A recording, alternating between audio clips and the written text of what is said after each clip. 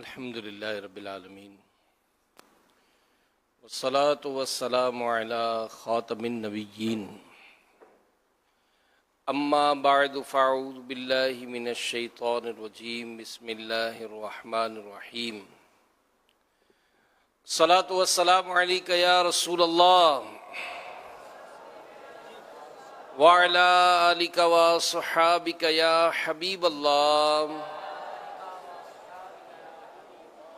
الصلاة والسلام علیک یا نبی اللہ وعلی آلک وصحابک یا نور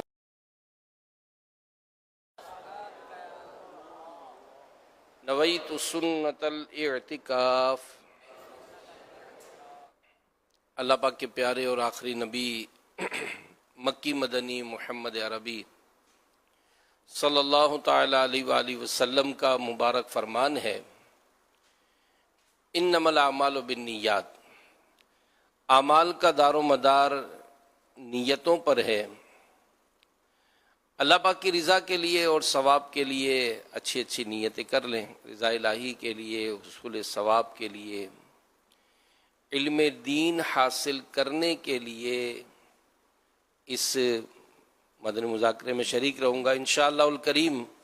کچھ ہی دیر میں امیر علیہ سنت کی ہم زیارت کریں گے انشاءاللہ، سوالات جوابات کا سلسلہ بھی جاری رہے گا انشاءاللہ۔ اللہ پاک کے پیارے اور آخری نبی مکی مدنی محمد عربی صلی اللہ تعالی علیہ وآلہ وسلم کا مبارک فرمان ہے کہ جس نے مجھ پر روز جمعہ 200 بار درود پاک پڑھا، اس کے 200 سال کے گناہ معاف ہوں گے۔ صلو علی الحبیب صلی اللہ تعالی علی محمد وعلی آلہ وصحبہ وبارک وسلم۔ صلاۃ و سلام علیک یا سیدی یا سیدی یا مکی یا مدنی یا عربی یا قرشی یا ہاشمی یا مطلبی یا رسول اللہ۔ کہتے ہیں کہ ایک شخص نے نئی کار خریدی۔ ایک دن راستے میں جا رہا تھا تو سڑک پر کھڑے ہوئے ایک ٹرک سے اس کی ٹکر ہو گئی۔ نتیجہ یہ ہوا کہ اس کی جو گاڑی کی جو لیفٹ سائڈ کی جو لائٹ تھی وہ بری طرح ڈیمیج ہو گئی۔ اب وہ گاڑیوں کے اسپیئر پارٹس جہاں یہ پرانے مارکیٹ ہوتی ہے اس میں یہ پہنچا اور اپنی جو ہیڈ لائٹ تھی اس کو تلاش کرنا شروع کیا۔ دکان وہ گھوما، اسے لیفٹ سائڈ کی لائٹ جو ہے وہ نہیں ملی۔ تھک ہار کر جب وہ مارکیٹ سے واپس نکلنے لگا تو ایک پرانے دکاندار سے اس نے پوچھا کہ بڑی عجیب بات ہے کہ میری گاڑی کا جو ماڈل ہے یہ بڑا عام ہے، رائٹ سائڈ کی سیدھی طرف کی لائٹ تو مل رہی ہے لیکن الٹے طرف کی جو لائٹ ہے، لیفٹ سائڈ کی جو لائٹ ہے یہ اویلیبل نہیں ہے، کیوں نہیں مل رہی؟ تو اس دکاندار جو بوڑھا تھا اپنا تجربہ اس نے بیان کیا کہ دراصل مارکیٹ میں وہ سامان بکتا ہے جو ایکسیڈنٹ والی گاڑیوں کا ہوتا ہے، اور ایکسیڈنٹ والی گاڑی کا جب سامان بکنے آتا ہے تو عموماً رائٹ سائڈ والی جو لائٹ ہے وہ سلامت ملتی ہے، لیفٹ سائڈ کی جو لائٹ ہے یہ سلامت نہیں ملتی۔ اب اس شخص نے دکاندار سے پوچھا کہ آخر اس کی وجہ کیا ہے؟ تو اس نے بتایا کہ لگتا یہ ہے کہ جب ڈرائیور کو یہ یقین ہو جاتا ہے کہ اب اس کی گاڑی لگی تو وہ لاشعوری طور پر جو ڈرائیور چلا رہا ہے وہ اپنی سائڈ سے بچا کر وہ رائٹ پہ گھما لیتا ہے گاڑی کو، اور نتیجہ یہ ہوا کہ لیفٹ سائڈ کی جو سائڈ ہے اس پر گاڑی ٹکرا جاتی ہے، اور عموماً جو بھی وہاں بیٹھا ہوتا ہے اب وہ کوئی عزیز ہو، رشتہ دار ہو، بیوی ہو، ماں ہو، وہ ہلاک ہو جاتی ہے. یعنی تھوڑی دیر کے لیے اس میں جو اس کے ذہن میں چھپی ہوئی جو خود غرضی ہے وہ اپنا کام دکھا دیتی ہے، اور وہ نہ چاہتے ہوئے بھی اپنے مفاد کو ترجیح دیتے ہوئے خود کو بچانے کے لیے وہ کر بیٹھتا ہے جس کی اس کو زندگی بھر افسوس ہوتا ہے. بعد میں افسوس ہوتا ہے کہ یار کاش یوں ہو جاتا، میرا بیٹا بچ جاتا، میرے والد صاحب بچ جاتے، میری بیوی بچ جاتی، فلاں عزیز بچ جاتے. تو یہاں پیارے پیارے اسلام بھائیوں، مدنی چینل کے ناظرین، ہماری زندگی میں بھی کئی مراحل ایسے آتے ہیں کہ جس میں ہم صرف وہ کام کرتے ہیں جس میں ہمارا فائدہ ہو، اور یہ ظاہر ہر ایک کی طبیعت میں شامل ہے. اب یہ عادت اس وقت تک مثبت ہے، اس وقت تک یہ پازیٹیو کہلائے گی جب تک ہم اس کا جو بنیاد ہے وہ کسی کے نقصان پر نہیں رکھیں گے. یعنی اس میں جو امتحانات دینے والے ہیں، ظاہر ہے ہر کوئی یہ چاہتا ہے کہ بھئی میں فرسٹ آؤں، میں آگے بڑھوں، میرے نمبر زیادہ آ جائیں.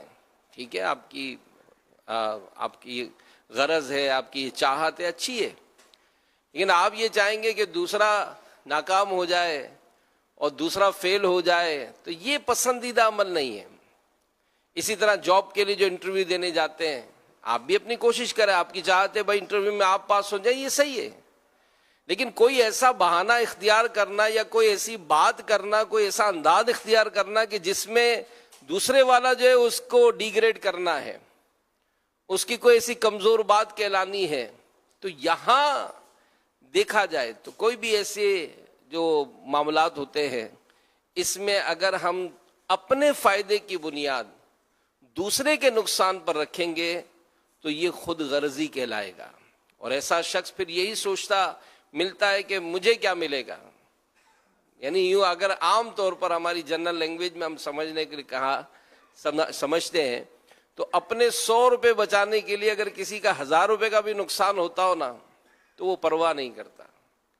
تو میرے پیارے پیارے اسلامی بھائیوں، یقیناً ہم میں سے کوئی نہیں چاہے گا کہ کوئی ہمیں خود غرض پکارے، سیلفش بولے ہم کو، کیونکہ جب خود غرضی انسان کے اندر پیدا ہو جاتی ہے نا تو وہ کئی برائیاں بھی لے کر آتی ہے. کہ خود غرضی کے سبب جو ہے وہ خوشامد کرتا ہے، جی ہاں، فراڈ کرتا ہے، دوسروں پر ظلم کرنے سے باز نہیں آتا. یعنی اگر اس کا اپنا کوئی مفاد ہے تو اس اپنے مفاد کو حاصل کرنے کے لیے وہ دوسروں پر بھی جناب وہ کام دکھا دیتا ہے، ظلم کر جاتا ہے، دوسروں کی جان خطرے میں ڈال دیتا ہے. یہ جعلی دوائیاں جو بیچتے ہیں، یہ جو ناقص تعمیرات جو کرتے ہیں، یا جو بھی اس طرح کے رشوت کے لین دین کر کے جو اس طرح کے دنیاوی طور پر بھی معاملات کرتے ہیں، تو ان کے پیچھے کیا ہوتا ہے کہ جناب میں بس مالدار بن جاؤں، مجھے کانٹریکٹ مل جائے، مجھے یوں ہو جائے، مجھے یوں ہو جائے. تو ایسی بہت ساری مثالیں ہم معاشرے میں حاصل کر سکتے ہیں. تو یاد رکھیے کہ جو اس طرح کی طبیعت رکھتا ہے، جو اس طرح کی اپنا لائف اسٹائل رکھتا ہے، یعنی دوسروں کو ستا کر، دوسروں کو ٹینشن میں لا کر، کیا وہ پرسکون زندگی گزار سکے گا؟ کبھی بھی نہیں. اس کی اپنی زندگی بھی ٹینشن میں رہے گی کہ ایسا نہیں کہ وہ دنیا مطلب یہ کہ اس میں اس طرح کا ظلم و ستم و زیادتی کر کے وہ خود سکون کی زندگی گزارے گا. ایسا نہیں ہوتا.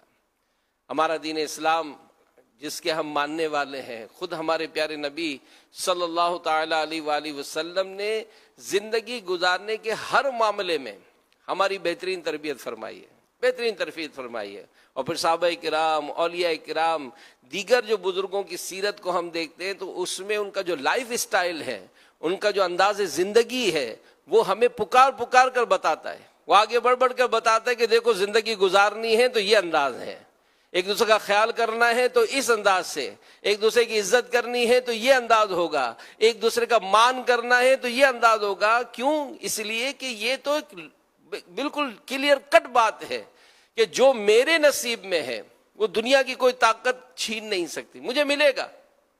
اور بڑے بوڑھے تو بڑی خوبصورت بات کہتے ہیں نا ہم کو کہ وقت سے پہلے اور نصیب سے زیادہ یہ ملتا نہیں ہے. لہذا اپنی زندگی کو شریعت کے مطابق عمل گزاریں. اور خود ہمارے پیارے نبی صلی اللہ علیہ وآلہ وسلم نے جو ارشاد فرمایا، بخاری شریف کی بڑی مشہور حدیث ہے کہ لا یؤمن احدکم حتی یحب لاخیہ ما یحب لنفسہ، کہ تم میں کامل ایمان والا وہ ہے جو اپنے بھائی کے لیے وہی چیز پسند کرے جو اپنے لیے پسند کرتا ہے. تو اسلام کی روشن تعلیمات تو ہمیں ایثار کا درس دیتی ہے، ہمیں خیر خواہی کا درس دیتی ہے، ہمیں ہمدردی کا درس دیتی ہے، غم خواری سکھاتی ہے. اگر زندگی گزارنی ہے، سکون سے گزارنی ہے، اچھی زندگی گزارنی ہے اور بالکل اچھی نیند سونا ہے. آپ دیکھیں اگر کمانے پر ہی سارا سکون ملتا ہوتا تو کوئی غریب یہ کہتا ہی نہیں کہ جناب ہم کو، کوئی امیر یہ کہتا ہی نہیں کہ جناب ہم کو نیند نہیں آتی، رات کو گولیاں کھا کر بھی نیند نہیں آتی ہے، کوئی یہ نہ کہتا. تو پتہ یہ چلا کہ اس طرح کا جو انداز اختیار کر کے جو اپنی زندگی گزارتا ہے اس کی کیا بات ہے. اور خود ہمارے پیارے نبی صلی اللہ علیہ وآلہ وسلم کے جو تربیت یافتہ صحابہ تھے، ان کی سیرت کا مطالعہ کریں، اسٹڈی کریں تو یہ ہم کو کیا سکھاتے ہیں. جنگ یرموک کا واقعہ ہے. جی ہاں، اور حضرت سیدنا حذیفہ رضی اللہ عنہ فرماتے ہیں کہ جنگ یرموک میں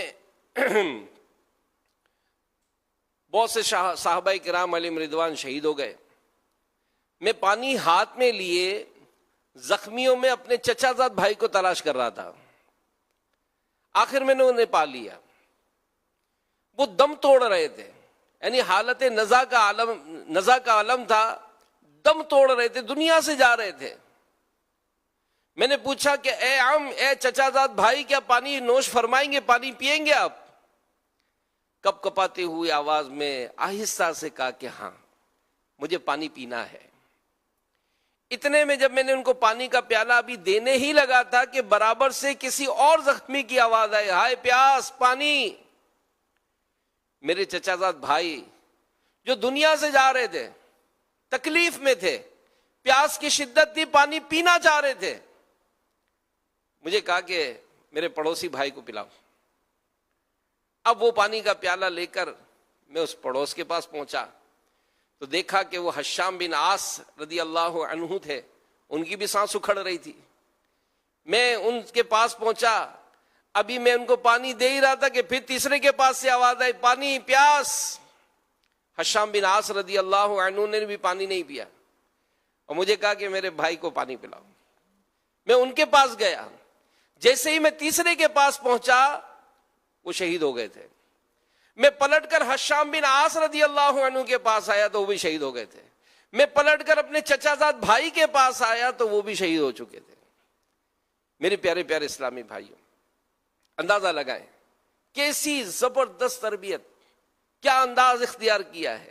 آج ہم سوچے، غور کریں، کبھی کوئی ایسا موقع آئے، کیا ہمارے اندر ایسا جذبہ ہے کہ ہم مطلب اس طرح کے انداز اختیار کریں اپنے بھائی کے لیے؟